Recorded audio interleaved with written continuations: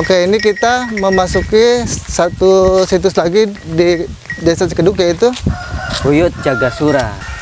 Buyut Jagasura menurut literatur sejarah yang ada di masyarakat dan di luar, Jagasura itu sebuah nama panglima perang ya. Dari namanya sudah ada gelar ya, Jagasura. Kalau di kota kan ada namanya Jagasatru. Terus ada Jagabayan. Nah, Jagasura itu ya bagian pasukan bela matinya gitu kalau Jagasura. Makam beliau di sini. Nama beliau itu nama aslinya Raden Sambagani. Kalau Jagasura itu nama gelar ya. Karena nama angkatan senjata lah. Kalau mungkin TNI AD, AL ya gitu. Ini Jagasura. Di sinilah makam beliau.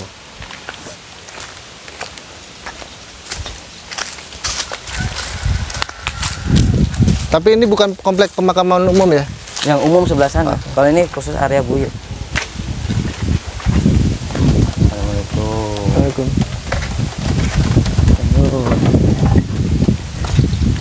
Assalamualaikum.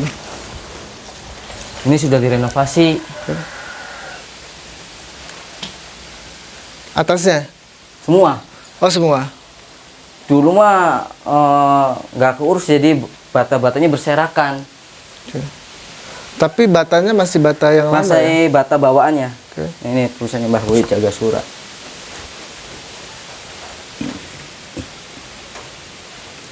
Ini direnovasi itu bata bawaan aslinya. Kecuali nisan ya? Nisan baru, karena mungkin dulu nisannya itu nisan batu doang tuh. Ya. Kang. Jadi ini nisan tuh sekarang ya. Kalau bata itu bawaan dari dulu. Bata itu bawaan dari dulunya seperti ini. Ini udah renovasi ada 3 tahun yang lalu kalau direnovasi. Baru ya? Baru direnovasi.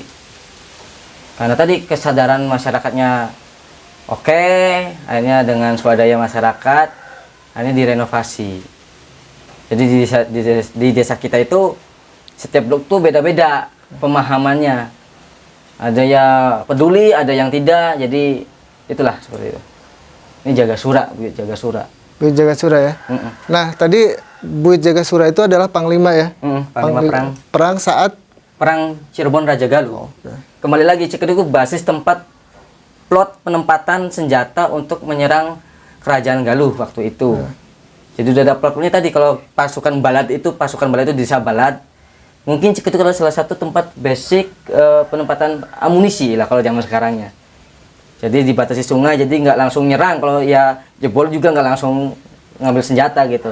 Jadi ada ring-ring tersendiri seperti itu. Jadi Cikedug tuh tempat base camp persenjataan perang gitu. Perang antara Cirebon dengan Raja Galuh itu ada berapa panglima yang teridentifikasi di desa Cikedug? Kalau di desa Cikedug sendiri hanya mengenal Jagasura saja. Berarti satu? Satu. Oke. Yang lain-lain tidak mengetahui karena yang ada gelar Jagasura atau Jaga itu ya cuma satu ini Jagasura aja. Yang lain itu hanya buyut-buyut yang lain. Nah, kalau Jagasura yang ada gelar panglima perang ini. Si Buyut Jagasura atau Pangeran Raden Sambagani. Mungkin salah satu batalion ya. Ya. Okay. Karena dia ada Jagabayan, Jagasatru, terus mungkin Jagasura, terus juga salah satu dari Demak, Sultan Trenggono. Kan pas perang Raja Galuh Cirebon bukan hanya Cirebon saja, Demak pun ikut membantu seperti itu. Oke. Nah, biasanya orang yang datang ke sini itu dari mana aja, Mas? Tadi seperti makam dawa ya, maksudnya dari makam dawa itu pasti ziarah ke sini. Oh, itu wajib? Wajib. Oke. Jadi keliling. Saya pernah bertemu dengan teman-teman yang ziarah itu, kalau dari sini ke sana ke sini, gitu gantian, muter gitu. Ibaratnya katanya lebih utama sini karena ini isinya orang. Jadi ya, di Hadoro orang yang ada orangnya dulu. Ya tergantung pelafalan dari pikiran kitanya aja sih. Yang penting kita napaktilah seperti itu. Kita berziarah mengingat leluhur kita seperti itu. Seperti itu sih. Orang-orang sini ya, lebih ke orang-orang sini. Karena ini salah satu pendirinya Cikedug itu. Cikedug juga mungkin salah satunya karena tadi tokoh utamanya Nyimas Pakungati sama Arya Kemuning. Ya. Arya Kemuning mungkin kan salah satu panglima tertingginya mungkin ya. Ya. Nah, ini Jagasura itu di bawahnya beliau mungkin ya seperti itu. Wakilnya lah ya. Wakilnya atau apanya kan. Setiap kayak kemiliteran pasti ada jabatan wakil atau staf khususnya. Nah, mungkin seperti itu kalau kita samakan korelasikan dengan era sekarang seperti itu. Nah, ada cerita-cerita unik terkait situs ini nggak, Mas? Untuk cerita-cerita yang di sekitar Jagasura itu, kalau ziarah ya pasti yang datang maung warnanya hitam atau maung Dayak ya, yang orang sering lihat tuh maung hitam sama maung putih itu ziarah. Terus tadi seorang wanita dan sosok aki-aki, beliau ada di sini seperti itu. Terus saat saya ini sudah direnovasi, saya mimpi bahwasannya yang di luar juga harus diberesin. Saya sebelah mana yang diberesin, dan alhamdulillah dapat petunjuk ya, tadi yang di luar tadi ada 9 makam. Oh, ada 9 makam? Yang pengiringnya entah Iya. itu ajudannya atau pusakanya, wallahu alam, cuman saya dapat wasilah atau mimpinya itu seperti itu, tolong yang di luar juga diberesin sekalian. Kalau istilahnya kalau ngomong secara umumnya, kamu beres-beres sekalian dong, jangan tanggung-nanggung. Di mana? Ya itu di sebelah saya katanya. Nah ini ketemu tuh, ada Ada ya? di luar tadi seperti itu. Ada mitos-mitos atau hal-hal yang tidak boleh dilakukan di sini, Mas? Untuk mitos-mitos belum ada ya saya di sini, karena ini termasuknya tadinya jarang diziarahi ya. Oh, jarang ini? Jarang, tadi awalnya jarang. Itu bener-bener tadi tidak ada tutup ini, mau belum ada kayak gini, belum ada. Bener terbuka biar, dan makam tuh kayak udah setengah hancur. Ya. Terbengkalai lah ya? Terbengkalai lah. Tapi kalau suluk adabi tadi tetap harus sopan, tutup aurat, tidak ada orang lagi halangan gitu. Tapi kembali lagi yang orang ziarah yang nggak beres, ya maaf, ya adalah tulahnya kayak gitu. Kontan langsung, kontan, tidak nunggu itu, kontan itu. Paling di sini yang nongol itu tadi maung hideng atau macan lodaya ya, sama maung putih itu yang bau raksa atau yang jaga sini. Kalau ada yang nggak beres dia akan nongol itu di sini. Itu. Langsung itu? Langsung. Yang kebanyakan orang lihat ziarah tuh pasti beliau-beliau. Tapi kalau kondisi kitanya ziarahnya baik-baik, ya cuma dia hanya kayak seekor kucingnya ya lagi duduk depan gitu. Tapi kalau kitanya lagi yang nggak positif atau negatif ya pikirannya, pasti dia akan mode awas ya, jadi merong apa kata orang sini mah. Ya, ya. Jadi segede apa 2 meter lebih katanya. Oh. Dia bisa berubah 2 meter lebih. Tapi saat kitanya baik, dia itu seperti kucing. Kecil ya? Kecil dan ngusel gitu, istilahnya ngusel gitu. Manja lah, manja ke kita, tidak galak atau malah manja, lebih suka ngelus-ngelus ke kita, ke badan kita, suka itu. Kayak gitu, kebanyakan yang saya dapat info dan saya alami sendiri seperti itu. Kalau dia lagi mode apa di sini lingkungannya kurang bagus, orang-orang itu dia kan besar, setinggi 2 meter, bisa lebih malah. Tapi saat dia kitanya oke, fine, baik, dia akan juga akan seperti kucing. Persis kayak kucing wujudnya seperti itu.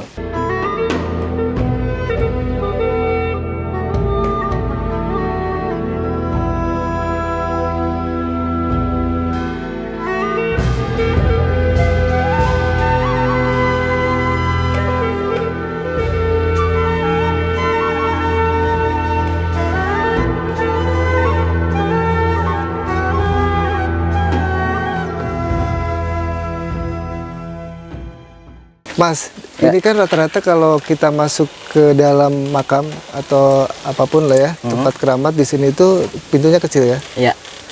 Dari dulu atau memang ada filosofinya nggak? Ini ada maknanya, bukan asal berarti orang yang bikin pintunya medit atau pelit ya, bukan. Ada makna yang tersirat. Kenapa pintunya harus kecil?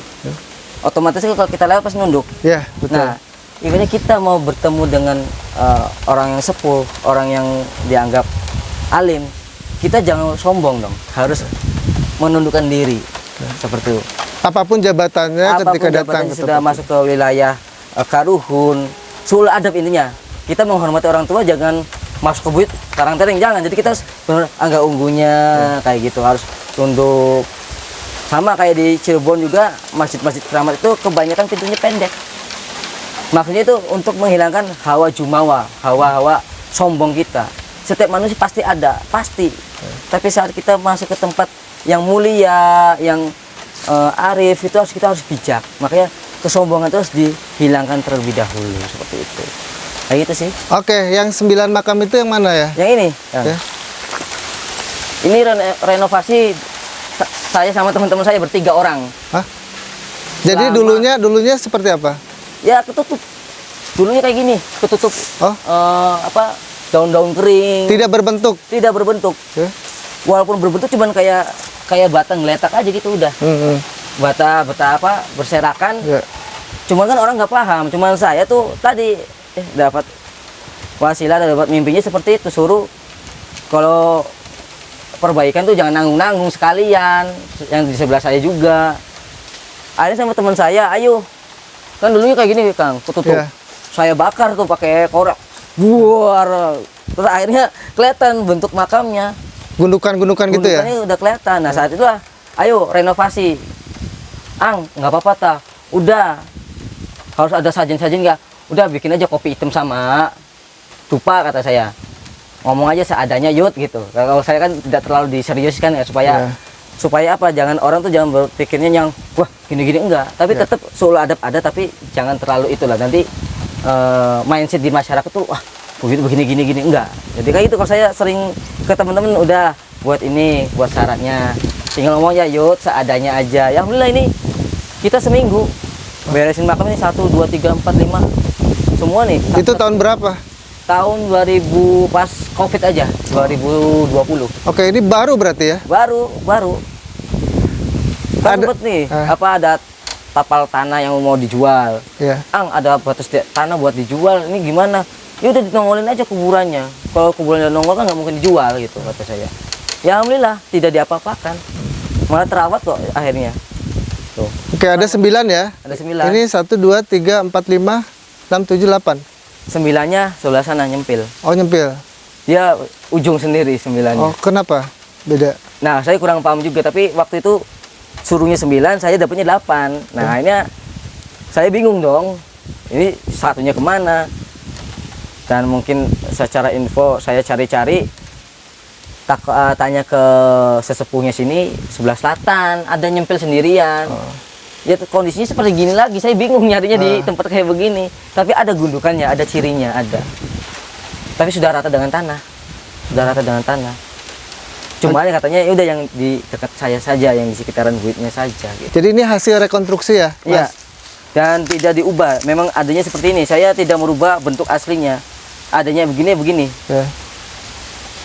Ibaratnya cuma ditinggikan saja karena dia tadi terpendam. Nah, kalau kita gali, ini sebenarnya masih ada bata-bata lagi di dalam. Ya. Kayak pelatarannya gitu tuh. Nah, saya gali area sini tuh kedalaman berapa ya? Berarti 30 atau 15 cm itu di dalamnya ada bata lagi. Cuman tadi kendala kekurangan tenaga. Ya. Karena 3 orang dan batasan waktu.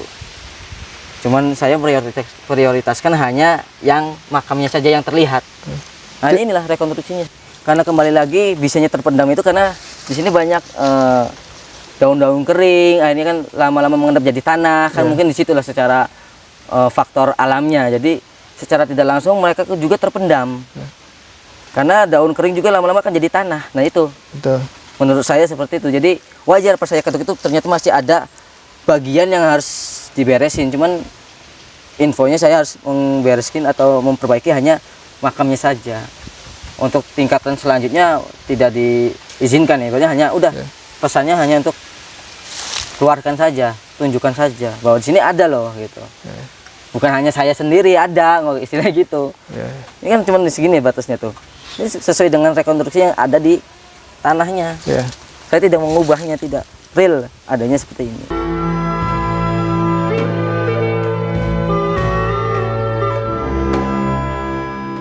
Biasanya orang yang jarah ini malam atau siang, Mas? Pagi? Malam, pastinya malam. Kalau di sini malam, dan di sini kalau di desa Ciketuk yang keceluk angkernya di sini. Oh, Kebun Jagasura. Ini kan kebun semua. Iya. Ini kebun semua. Dan orang yang ziarah sini, tadi kan melihat itu Maesan itu kan kalau Batu Nisan kan arahnya ke utara selatan. Iya. Tapi orang sini disangkanya bukan utara selatan, timur barat. Oh, Pas masuk ke situ. Kalau kita perhatikan, termasuk saya sendiri walaupun sering ke sini, iya. berasa ini posisinya kayak bukan selatan sih, tapi kayak arah timur barat. Iya. Perhatikan di sini. Iya, kerasa. Kayak ada medan apa yang membuat kita itunya kayak oyot memang bingung jadi. Ya. Memang di sini juga infonya seperti itu, ake oyot ming mangi. Karena ada info di sini salah satu kebun Jagasura ini ada tempat yang orang sembunyi, orang itu tidak bisa ditemukan. Oke. Di area sini. Dari sini. Di kebun Jagasura. Area yang tidak bisa ditembus oleh orang. Oke. Mungkin orang paham area yang di mana, cuman ada di daerah sini kebun yang kalau kita sembunyi itu kita tidak bisa ditemuin.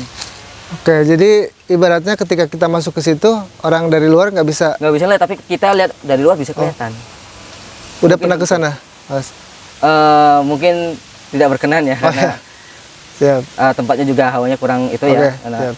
di sini juga ada beda kan tadi hawanya. Ya. Pas tadi saya ngomong nama-nama beliau saja udah kerasa. Ya, betul. Terus mengatakan tadi posisi koordinatnya aja udah kita kayak bener-bener kayak kompas itu kayak diputer-puter gitu. Iya, Sampai iya. sini nih. Beda yang di tempat-tempat lain. Pas di sini hawanya lebih sangar gitu. Iya. Karena tadi Jagasura itu. Iya. Dari kata Jagasura itu. Sura itu artinya apa sih, Mas? Mungkin kalau Sura itu kalau di artian itu kayak berani ya, berani mati lah istilahnya. Ya. Jadi kan ada jaga satru itu keributan, jaga Ya. bahaya jadi bahaya. Sura itu lebih ke bela pati lah, Ya. pasukan berani mati itu. Ya. Itu bedanya di sini ya, awalnya lebih Ya. kenceng, Ya, betul. Apalagi kalau malam ya. malam lebih mencekam gitu. Makanya di Cikedug itu yang keceluk istilahnya sungil ya, yang wingit itu di sini Jagasura, kebun Jagasura. Sampai ke sana itu kebun semua. Oh, kebun semua. Kebun semua sampai sana. Oke. Nanti kita ke arah situs Pangeran Arya Kemuning ke sana. Situs. Situs Pangeran Arya Kemuning. Ya. Sama tentang kebun itu tadi itu base campnya Arya Kemuning. Ya. Kalau ini Jagasura, kalau Arya Kemuningnya sebelah sana nanti. Kita ke sana nanti. Siap. Oke ya, teman-teman, cukup sekian liputan kali ini di makam Jagasura ya. Masih di desa Cikedug ya, kecamatan Depok, Kabupaten Cirebon. Di sini terkenal wingit kalau orang bilang ya. Jadi kalau mau ke sini ya silakan kulon dulu ya, supaya diterima dengan baik di sini. Ketemu di liputan selanjutnya ya teman-teman.